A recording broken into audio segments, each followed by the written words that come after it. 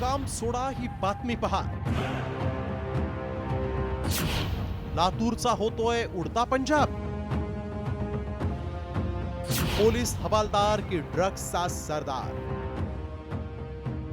महाराष्ट्राला लागलेलं ड्रग्सचं ग्रहण काही केल्या कमी होत नाहीये. मुंबई पुण्यानंतर आता ग्रामीण भागही ड्रग्सच्या विळख्यात अडकलाय. तुळजापुरात देवीचा पुजारीच ड्रग्स विकत असल्याचं समोर आलेलं असताना शेजारच्याच लातूरात ड्रग्सचा कारखाना सापडलाय. आणि हा कारखाना होता मुंबईच्या पोलिसाचा. मुंबईत काम करत असतानाच या पोलिसानं थेट आपल्या गावातच ड्रग्सचा कारखाना सुरू केला. लातूरच्या चाकूर तालुक्यातील रोहिणा गावात थाटला होता कारखाना. आरोपी प्रमोद केंद्रे मुंबई पोलीस हवालदार स्वतःच्या शेतात पत्र्याच्या शेडमध्ये बनवत होता ड्रग्स. लातूरात ड्रग्स बनवून ड्रग्सची मुंबई पुण्यात विक्री. ड्रग्सचा कच्चा माल या ठिकाणी यायचा आणि ड्रग्सची निर्मिती या ठिकाणी व्हायची अशी माहिती समोर येते. आपण जर बघितलं तर मुंबई येथे कार्यरत असलेला पोलीस हवालदार ज्याचं नाव प्रमोद केंद्रे आहे, त्याचं हे शेड आहे, त्याची ही शेती आहे.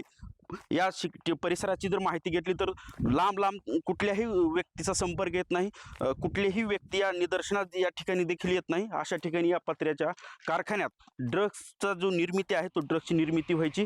DRIच्या अधिकाऱ्यांना या कारखान्याचा सुगावा लागला आणि त्यांनी इथं धाड टाकून कारवाई केली. या छापेमारीत 11 किलो 66 ग्राम मेफेड्रॉन हे 17 कोटी रुपयांचं ड्रग्स जप्त करण्यात आलं असून पोलीस हवालदार प्रमोद केंद्रे सोबत 5 आरोपींना बिड्या ठोकण्यात आल्या.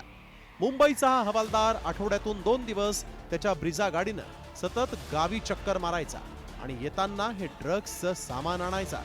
पोलिसांच्या वर्दी आडून त्याचे हे काळे धंदे सर्रासपणे सुरू होते. मोठी शहरच नव्हे तर आता छोटी गावही ड्रग्सच्या धुरात हरवत चालली आहे.